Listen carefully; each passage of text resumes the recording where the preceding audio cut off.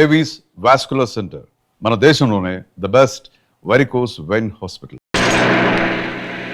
అరే బ్రదర్, నాన్నని మౌనికని మోసం చేసినట్టు నన్ను మోసం చేయవు కదా? చచ్చినా చేయను, మనం తాగిన మందు మీదట్టు. కానీ నాకు చిన్న డౌట్. ఏంటి బ్రదర్? ఆ శ్రీకాంత్ గారు అమెరికా నుంచి రాగానే మౌనిక మనల్ని కొట్టిస్తుందేమా? షడప్, దాని మెడ ఈ టైంలో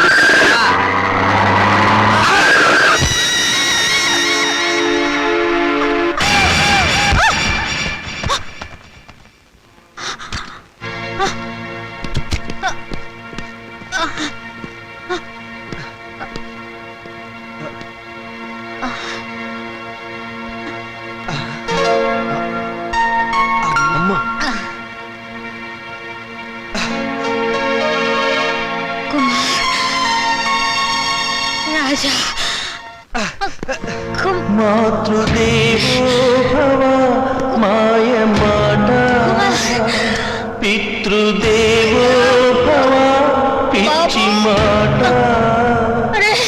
నవమాసాలు నవ్వులాట, భవబంధాలు పాత మాట.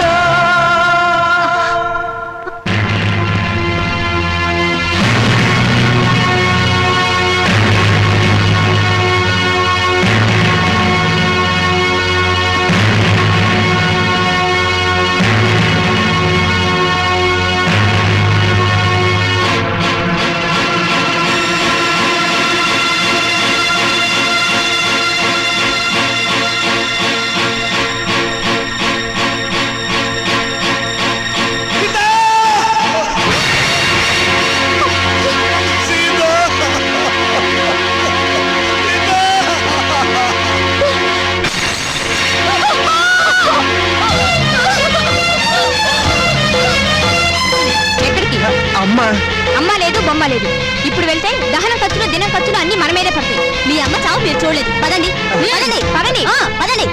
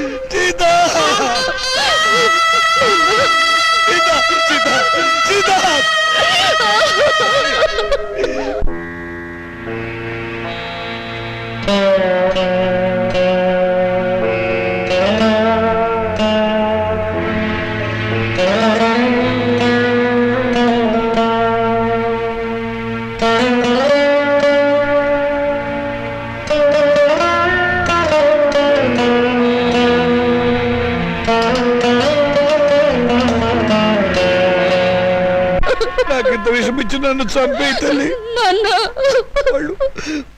వాళ్ళు నన్ను మళ్ళీ మోసం చేశారమ్మా. కొడుకులు మళ్ళీ మళ్ళీ మోసం చేయడం, తండ్రులు మళ్ళీ మళ్ళీ మోసపోవడం ఇప్పటి వరకు నడుస్తున్న చరిత్రే కదా నాన్న. ఇలా జరుగుతుందని నాకు ముందే తెలుసు నాన్న. ఆ చరిత్ర ఇలాంటి కూతురు చేతుల్లో సమస్యపోవాలమ్మా, నగ్నమైపోవాలి.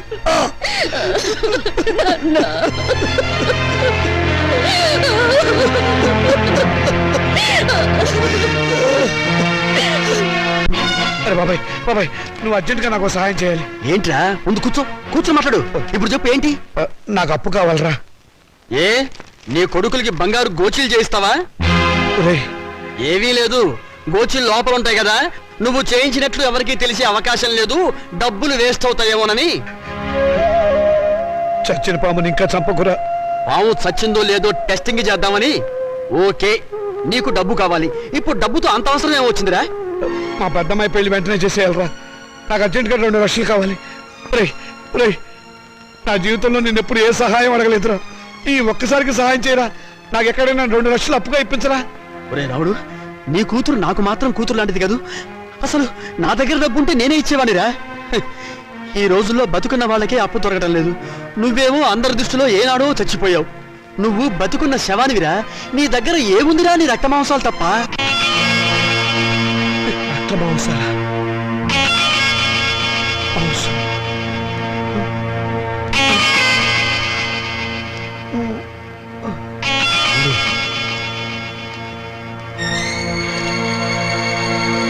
నీ దగ్గర ఏముందిరా నీ రక్త మాంసాలు తప్ప. నీ దగ్గర ఏముందిరా నీ రక్త మాంసాలు తప్ప. నీ దగ్గర ఏముందిరా నీ రక్త మాంసాలు తప్ప.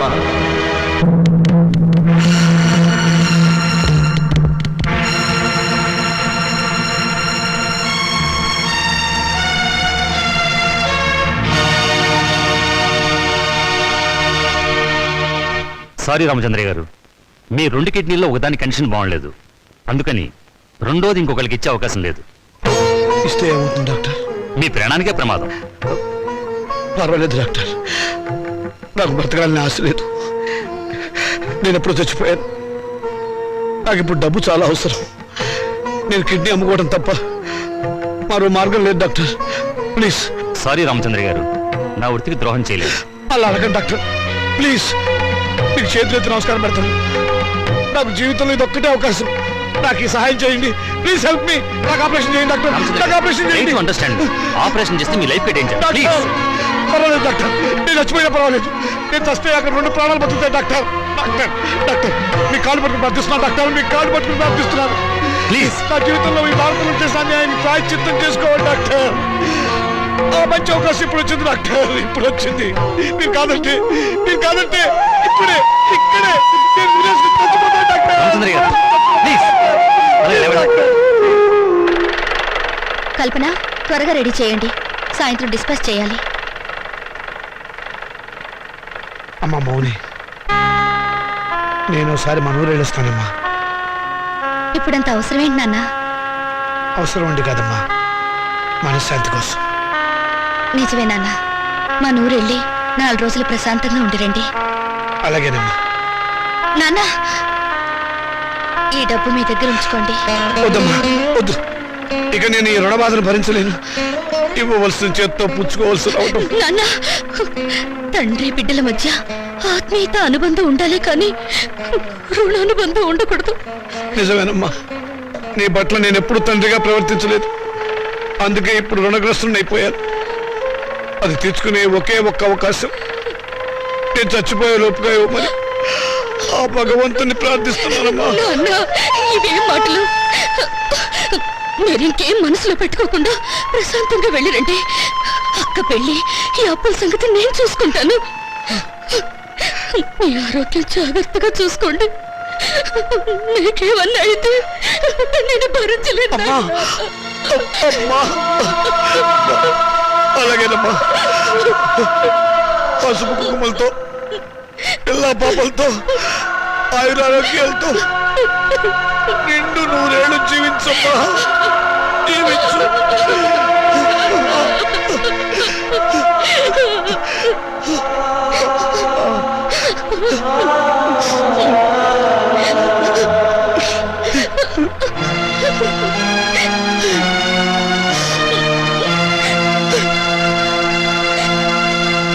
Hello, is it Karimnagar police station? Panjagutta కళ్ళు కాంపౌండేనా? షడప్, నేను ఎస్టడీ మాట్లాడుతున్నా. ఏం పర్లేదు, మాట్లాడండి. నేను లోకలే మాట్లాడుతున్నాను. ఎవడై నువ్వు?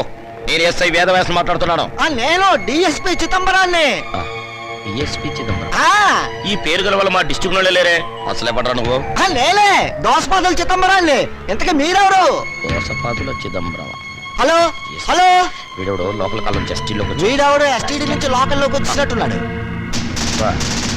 హలో హలో హలో, అవును, యువతలు మాట్లాడుతుంటే ఎవడో లైన్ కట్ చేసాడు వేధవా. Hello hello, wonderful. నా అభిమాన సంఘం వాళ్ళంతా వచ్చేసారనమాట. Very good. నార్మై చచ్చినోడు చచ్చినట్టు గోతిలో పడుండక ఇలా పబ్లిక్ గా తిరుగుతూ న్యూసెన్స్లు చేస్తావరా పీనుక? నేను పీనుగుని కాదు, ఏనుగుని కాదు. చంపేస్తాను రాయ్. నీ గురించి ఇంట్రడక్షన్ ఇచ్చుకోవడానికి ఇది టీవీ ఇంటర్వ్యూ కాదురా. ఆయన నా సర్వీస్ మొత్తంలో నా డిఐజీకే భయపడలేదురా. కానీ నీకు అనుక్షణం భయపడి చచ్చిన కదరా నిన్ను. ఇంకా వాడితో మాట్లాడు సార్. పట్టుకోండి. ఆగండి, నేను చావలేదు. సావపోతే నిజంగానే చంపేస్తా. అమ్మో. సావకపోతే వారం రోజుల పాటు గుంటలో పూడ్చినా ఎలా బతుకున్నావురా? అదే చిదంబ రహస్యం. ఏంటది? వాయుస్తంభన విద్య నేర్చుకొని ఊపిరి బిగబెట్టడం ద్వారా ప్రోగ్రాములు ఇచ్చి డబ్బు సంపాదించి నా కూతురు పెళ్లి చెయ్యాలనుకున్నాను. ఊపిరి బిగబెట్టి నిద్రపోవడం ప్రాక్టీస్ చేస్తూ ఉండగా నా భార్య నేను చచ్చాను అనుకొని మళ్ళీ బ్రతికిస్తానేమో అన్న టెన్షన్తో నన్ను పూడ్చిపెట్టింది. సమయానికి మీరంతా వచ్చి నన్ను కాపాడారు. ఓరి వేత, నీ వెనకాల ఇంత ఫ్లాష్ బ్యాక్ ఉందా? ఇంత అడావిడి చేసింది నీ కూతురు పెళ్లి కోసమా? అవును, కోటి విద్యలు కూటి కొరకే అంటారు, కానీ నాకు మాత్రం నా కూతురు పెళ్లి కోసం. వస్తాను. Thank you all. Post Mounika అంటే మీరేనా? అవును. సంతకం పెట్టండి. Thank you.